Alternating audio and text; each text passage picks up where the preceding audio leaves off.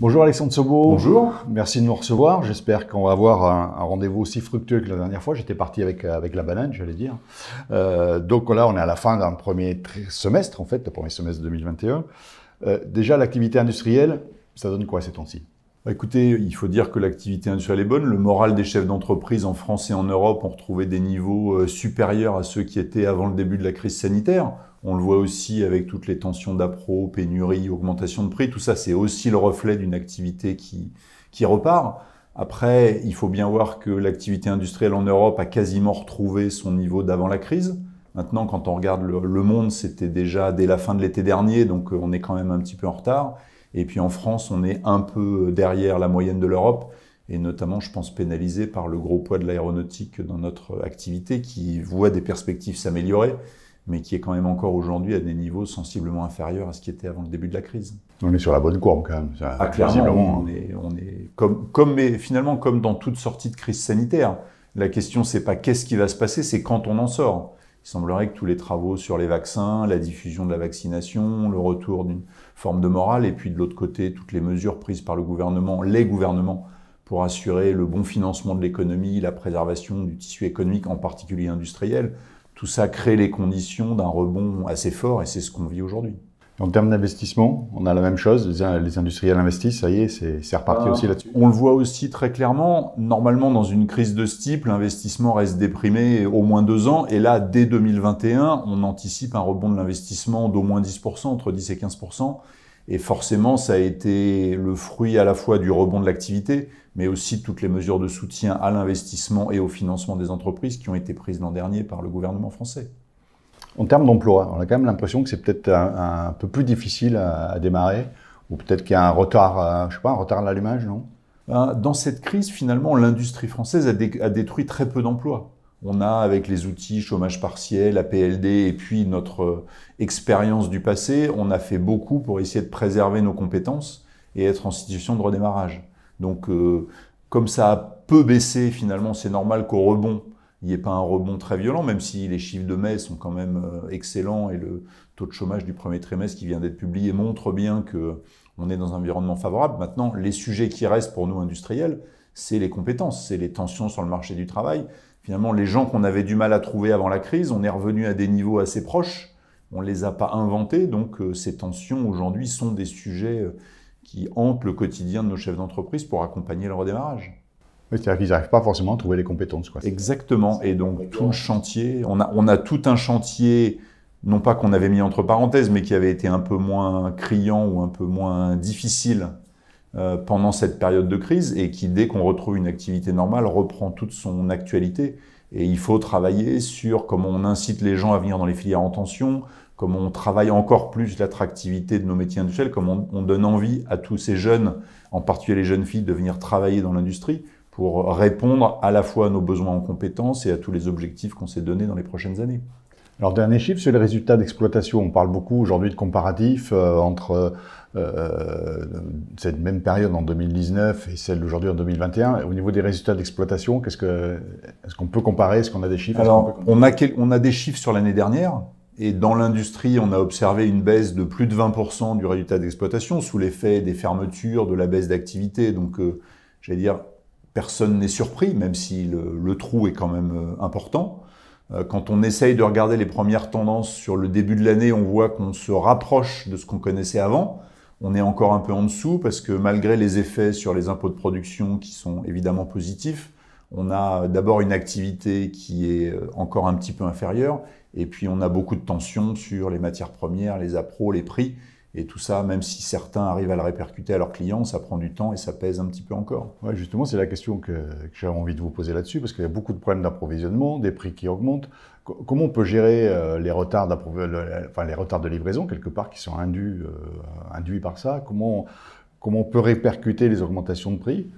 C'est un sujet complexe, non? C'est un sujet complexe qui va dépendre de chaque secteur, même de chaque industriel dans son positionnement par rapport à ses clients et à ses fournisseurs, quel impact direct il reçoit, quelle est sa capacité à transférer les hausses de prix qu'il subit à ses clients, et puis surtout ce qui va être les tensions d'appro. On sait que quand la machine se remet en marche, ça met un petit peu de temps. Donc on est, j'allais dire, tout ce semestre, on est dans la période où c'est un peu normal qu'avec le violent rebond qu'on a connu, il y ait des tensions ici ou là. En revanche, ce qui m'inquiète beaucoup plus, c'est que quand on écoute les uns et les autres, dans un certain nombre de secteurs, ils ne seront pas du tout résorbés à la rentrée. Et je pense aux semi-conducteurs, mais pas que, où on parle de pénuries qui vont durer au moins jusqu'à l'été 2022. Donc on voit bien qu'on est dans un environnement contraint, avec des sujets qui reposent des questions autour de la souveraineté, de ce qu'on veut faire, de qui on veut être dépendant. Quand on regarde aujourd'hui les mesures que prend la Chine sur l'acier, pour limiter les tensions sur les prix de l'acier en Chine, pour préserver sa compétitivité, les Chinois ont fortement réduit, à travers des taxes ou des interdictions d'exportation, leurs exportations d'acier en dehors de Chine. Et la Chine, c'est plus de la moitié de la production d'acier du monde. Donc en fait, l'Europe et les États-Unis sont quelque part victimes de ce qu'on connaît depuis le début, c'est-à-dire quand la Chine a à choisir entre la Chine et le reste du monde, elle choisit la Chine comme nous, on choisirait l'Europe ou la France. Oui, donc on a vraiment un problème de dépendance, que ce soit sur la sidérurgie, sur les plastiques, sur les composants. Enfin, c'est vraiment une réflexion globale qu'il faut avoir là-dessus. Cette crise a mis en exergue le fait que dans les moments de tension, il y a un repli sur soi tout à fait compréhensible, que les gens ont des partenaires stratégiques et quand ils ont à choisir, ils choisiront d'abord leurs partenaires stratégiques. Et finalement, on se pose la question de quelle est la vraie place de l'Europe dans ce monde-là. Est-ce qu'elle est suffisamment puissante ? Et est-ce qu'elle est suffisamment respectée pour ne pas être le laisser pour compte dans ces périodes de tension, hein. Louis Gallois a une très belle formule quand il parle de souveraineté, c'est pas de tout faire, mais c'est de faire suffisamment de choses, suffisamment bien, pour être respecté par votre interlocuteur. Et donc il faut absolument que l'Europe se pose la question de ses points de force, qui soient géostratégiques, qui soient économiques, qui soient de marché, et qu'elle soit prête à l'utiliser pour que dans ces périodes de tension, on soit respecté comme la Chine et les États-Unis. Alors après notre échange, on aura un débat sur l'industrie circulaire, sur l'économie écologique, etc. Est-ce que les industriels français sont dans la bonne phase au niveau de la décarbonation? Est-ce qu'ils avancent correctement?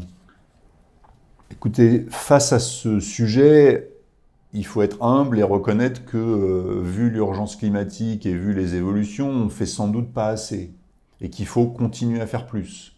Et c'est vraiment aujourd'hui la préoccupation de tous les industriels français. Donc. Mais il ne faut pas oublier tout ce qu'on a déjà fait et d'où on part. La France a divisé par deux, l'industrie française a divisé par deux ses émissions de carbone depuis 1990.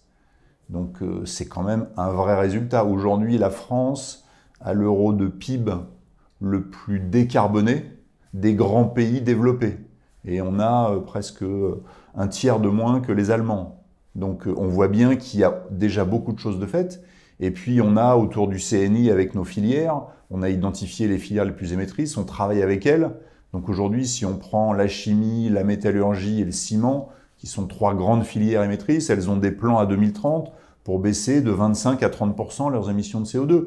Donc il se passe plein de choses, les industriels sont engagés et veulent apporter des réponses. Après, il y a des sujets de prix, il y a des sujets de soutien. Donc, il y a eu dans le cadre du plan de relance des guichets et des instruments pour aider à la décarbonation. Il y a tout un tas de travail qui se fait. Dans l'industrie, en fait, le sujet, c'est comment est-ce on décarbone la production d'énergie, la production de chaleur. Donc, on a un sujet prix. Pourquoi est-ce qu'on utilisait des énergies fossiles? Parce que c'était simple et pas cher.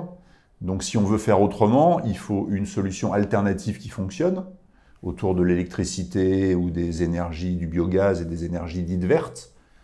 Ça, c'est le premier sujet. Et puis, il faut aussi se poser la question du prix, parce que si c'est décarboné, mais que c'est 50% plus cher que le carboné, si nos voisins font pas pareil, on va vite se retrouver marginalisé parce que pas compétitif. C'est vrai que le ROI est plus difficile à calculer.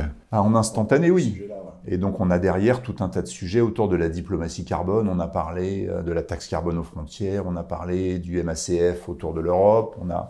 Justement, c'est un frein ou un atout pour la France? Parce que vous avez été positif. Enfin, visiblement, la France est bien engagée à avancer. Ça devient un avantage concurrentiel au niveau mondial, ou ça peut devenir un frein, justement, ce que vous souleviez, c'est-à-dire des pays qui seront peut-être moins regardants.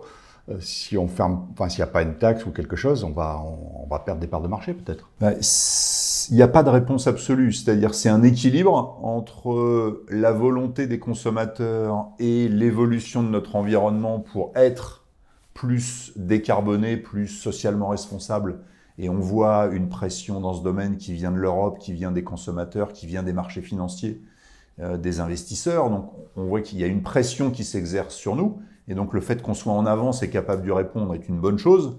Maintenant, si ça se fait au prix d'une perte massive de compétitivité, il y a un moment où on ne sera plus au bon point d'équilibre entre ce que les gens sont prêts à payer ou ce qu'ils nous demandent et ce que nous, on est capable de faire. Donc c'est la surveillance de ce bon point d'équilibre qui doit être aujourd'hui une de nos priorités. Et c'est tout le travail qu'on fait à France Industrie dans le cadre du CNI avec nos filières, avec nos branches, pour être sûr qu'on a trouvé une trajectoire ambitieuse, mais une trajectoire qui ne se traduise pas finalement par moins d'activité, donc plus de chômage en France et le carbone ailleurs. Hein. Parce que ça serait le pire. Oui, c'est ce qu'il faut éviter, c'est mettre le balancier au bon endroit. Exactement. Et regarder ce que font nos voisins. Alors, il y a nos voisins en Europe. Là, il faut regarder les Allemands qui ont fait le choix d'arrêter le nucléaire. Ils ont une production d'énergie qui est beaucoup plus carbonée que la nôtre. Donc, au fur et à mesure qu'eux vont la décarboner, ils ont une capacité de baisse qui est plus forte que nous. Mais ils ont une capacité de baisse qui est plus forte que nous parce qu'ils partent de beaucoup plus haut. Donc, il faut aussi, dans toute cette discussion européenne, que le point de départ soit bien pris en compte. Quand la France a une telle part d'énergie nucléaire totalement ou très largement décarbonée, sa marge de progrès dans ce domaine est beaucoup plus faible que nos voisins allemands qui ont encore beaucoup de charbon. Et je ne parle pas de nos amis polonais qui, eux, ont plus de la moitié de leur énergie qui est produite à base de charbon. Donc, c'est tout ça qu'il faut prendre en compte en Europe pour ne pas se tromper quand on donne des objectifs et que la trajectoire de décarbonation, ce ne soit pas finalement une trajectoire de désindustrialisation de la France, parce que ça, il n'y aurait pas pire, et nous, on y sera très vigilants. Et puis, quand on sort de l'Europe, c'est qu'est-ce que font l'Amérique et la Chine, et comment on préserve des conditions équitables de concurrence entre ce qu'on veut faire chez nous et ce que font nos grands voisins. Écoutez, je vous remercie en tout cas, mais visiblement, le sujet est important. On va avoir un débat maintenant sur l'industrie circulaire, comme je vous le disais. On va voir les différents modèles d'industrie circulaire, mais surtout, on va être dans l'application. On va parler d'industriels qui fabriquent des chaises, qui fabriquent de la moquette, qui ont des outils de fauchage d'herbe et qui font du rétro-manufacturing. Donc la France est aussi en avance sur ce sujet-là. Ah, mais je suis sûr qu'on trouvera de formidables exemples de l'imagination, de l'intelligence de notre industrie qui montrent que quand on pose bien les questions, on y trouve toujours des réponses. C'est un moyen d'ailleurs de faire évoluer son modèle économique, comme on va le voir dans ce débat. Merci à vous. Merci beaucoup.